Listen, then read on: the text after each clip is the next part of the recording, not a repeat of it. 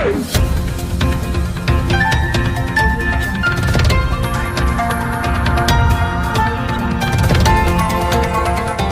देख रहे हैं मगरा न्यूज राजस्थान, खबरें सबसे तेज।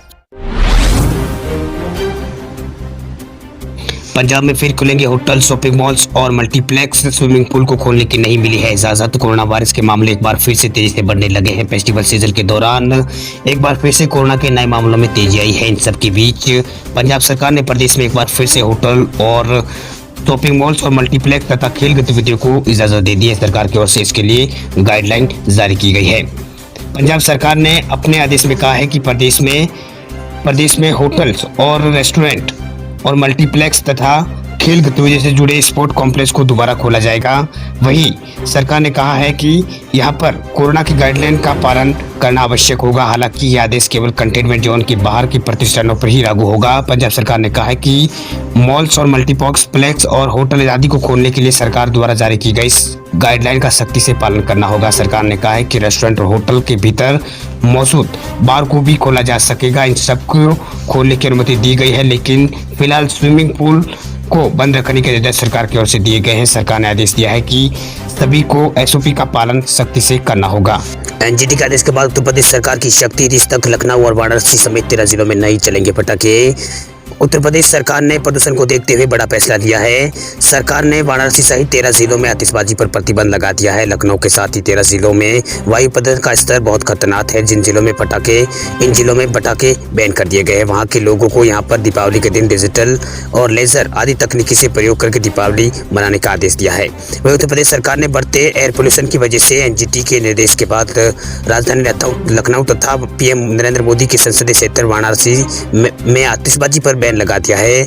इन सभी जिलों में वायु प्रदूषण का स्तर खतरनाक है। दीपावली पर इस बार लखनऊ तथा वाराणसी के अलावा मुजफ्फरनगर, आगरा, मेरठ, हापुड़, गाजियाबाद, कानपुर, मुरादाबाद, नोएडा, ग्रेटर नोएडा, बागपत और बुलंदशहर में आतिशबाजी नहीं होगी।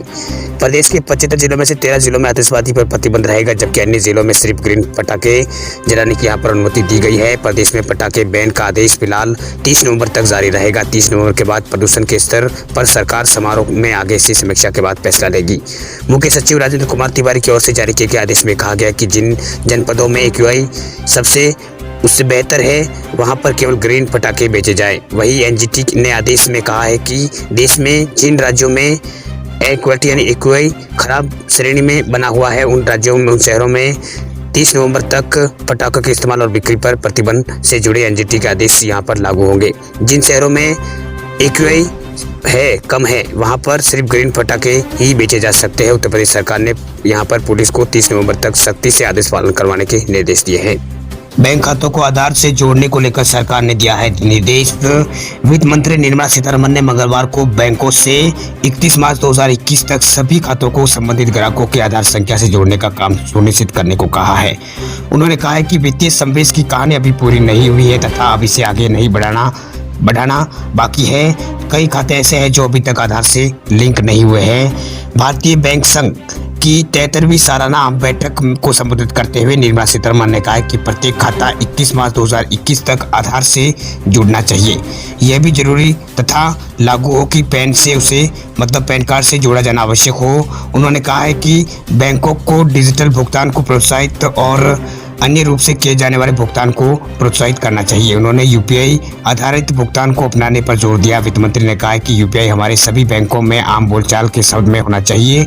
उन्होंने रुपे कार्ड को बढ़ावा देने पर जोर दिया है। निर्मला सीतारमण ने कहा है कि जिसे भी कार्ड की जरूरत है आप उन्हें रुपे कार्ड ही जारी करें। उन्होंने कहा कि देश के बड़े आकार के बैंक भी यहाँ पर जोर दे रहे हैं। मध्य प्रदेश में पटाखों पर नहीं लगेगा बैन, मुख्यमंत्री शिवराज सिंह चौहान ने किया है ऐलान। मध्य प्रदेश में दिवाली के दिन पटाखों पर प्रतिबंध नहीं लगेगा।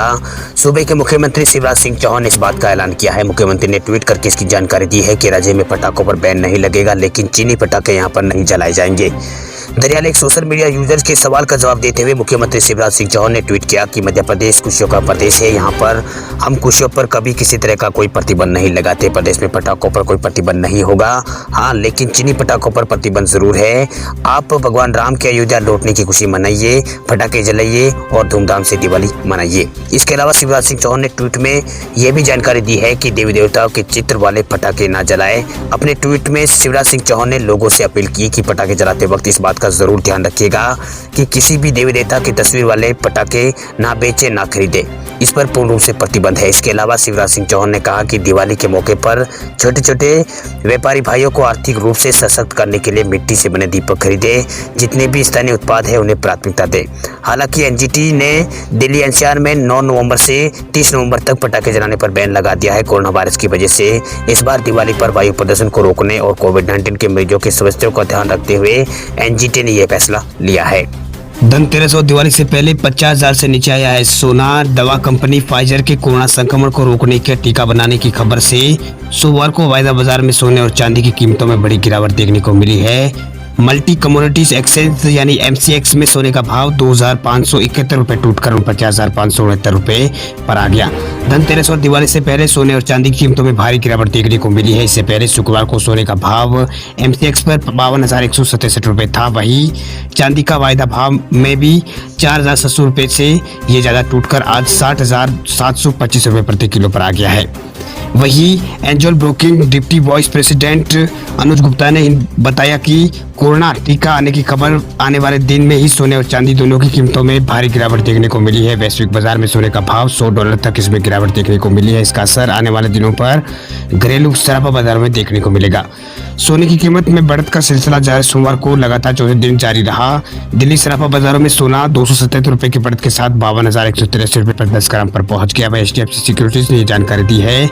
पिछले कारोबारी सत्र में सोना 51,906 रुपए प्रति 10 ग्राम पर बंद हुआ। दुनिया भर के वायदा बाजारों में सोने की कीमत में गिरावट आई है, लेकिन घरेलू बाजार में सोने के रेटों में तेजी जारी है।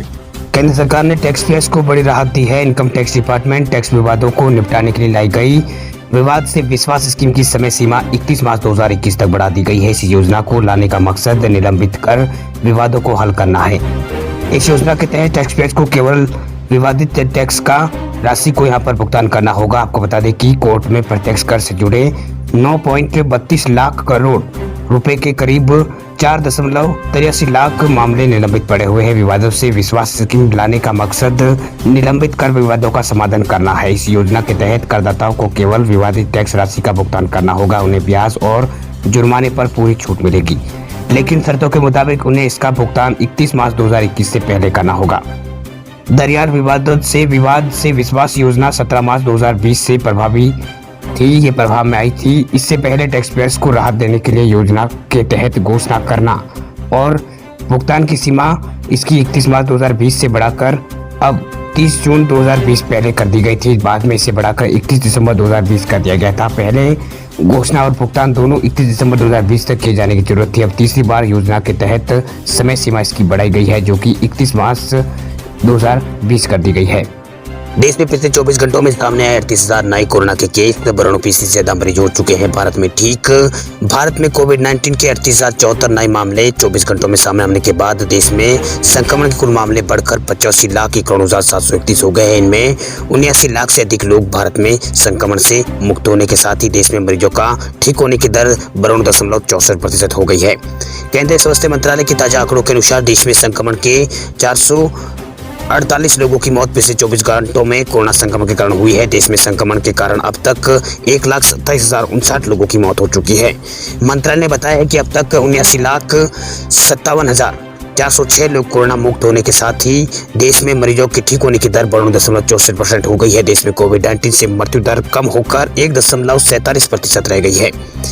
वहीं देश में कोविड-19 के उपचाराधीन मामलों की संख्या लगातार 90 दिन 6 लाख से नीचे बनी हुई। आंकड़ों के अनुसार देश में अब 5,05,265 मरीज है जिनका विभिन्न अस्पतालों में इलाज चल रहा है, जो कि कुल मामलों का 5.88% है। भारत में 7 अगस्त को संक्रमितों की संख्या 20 लाख हुई है। वही 23 अगस्त को 30 लाख पहुंच गई। वही 5 सितंबर को यह आंकड़ा 40 लाख पार चला गया। वही कुल मामले 16 सितंबर को 50 लाख, 28 सितंबर को ये मामले 60 लाख और 11 अक्टूबर को ये 70 लाख और 29 अक्टूबर को ये 80 लाख पार चले गए। वह स्वास्थ्य मंत्रालय ने कहा है कि संक्रमितों से मौतों के 70% से ज़्यादा मामले मरीज ऐसे हैं जिनकी विभिन्न बीमारियों के कारण मौत हुई है। वही कोरोना महामारी का प्रकोप दुनिया भर में तेजी से फैल रहा है। कोरोना मरीजों की संख्या अब दुनिया में थमने का नाम नहीं ले रही है। दुनिया में कोरोना संक्रमितों की संख्या 5.25 करोड़ के करीब पहुंच गई है। इनमें 12,68,000 लोगों की मौत हो चुकी है। पिछले 24 घंटों में 4,82,000 के आसपास दुनिया भर में मामले सामने आए। इस खतरनाक बीमारी से बीते दिन 6,770 लोगों की दुनिया भर में मौत हुई है। बीते दिन सबसे ज़्यादा मामले अमेरिका में आए। इसके बाद भारत, इटली, रूस, पोलैंड, ब्रिटेन, फ्रांस और स्पेन, स्विट्जरलैंड में सबसे ज़्यादा मामले दर्ज किए गए हैं। वही वर्ल्ड मीटर के अनुसार दुनिया भर में अब तक 5 करोड़ 12 लाख लोग कोरोना संक्रमित हो चुके हैं। तो वही 70% यानी 3 करोड़ 60 लाख मरीज ठीक हो चुके हैं। पूरी दुनिया में एक्टिव केसों की संख्या बढ़कर 1 करोड़ 39 लाख हो गई है। यानी फिलहाल इतने लोगों का विभिन्न अस्पतालों में इलाज चल रहा है। हिमाचल में कोरोना वायरस के बढ़ते मामलों को देखते हुए 15 दिन के लिए फिर बंद किए गए हैं शैक्षणिक संस्थान। हिमाचल प्रदेश में शैक्षणिक संस्थान 15 दिन तक बंद रहेंगे। कोरोना वायरस के बढ़ते मामलों को देखते हुए हिमाचल सरकार ने शैक्षणिक संस्थानों को 11 से 25 नवंबर तक सभी सरकारी और निजी स्कूलों को तथा ITI और बहुतकनीकी संस्थानों, इंजीनियरिंग कॉलेज और कोचिंग संस्थानों को विद्यार्थियों और शैक्षणिक तथा गैर शैक्षणिक स्टाफ के लिए विशेष अवकाश देने का फैसला किया है। मंगलवार को मुख्यमंत्री जयराम ठाकुर की अध्यक्षता में आयोजित हुई कैबिनेट की बैठक में ये फैसला लिया गया। इसके अलावा कैबिनेट ने हिमाचल विधानसभा के शीतकालीन सत्र को भी मंजूरी दी है। वहीं 7 से ये 11 दिसंबर तक विधानसभा का शीतकालीन सत्र धर्मशाला में होगा। आपको बता दें कि प्रदेश में अब तक 103 विद्यार्थी और 135 शिक्षक कोरोना पॉजिटिव आ चुके हैं। 9वीं से 12वीं की कक्षा के लिए 2 नवंबर तक प्रदेश के सभी स्कूलों को यहाँ पर नियमित कक्षाएं यहाँ पर शुरू हुई थी। इस दौरान मंडी जिले में काफ़ी अधिक संख्या में शिक्षक और विद्यार्थी कोरोना संक्रमित पाए गए हैं। इसके अलावा राजधानी शिमला के स्कूलों में भी कोरोना संक्रमण के मामले सामने आए हैं।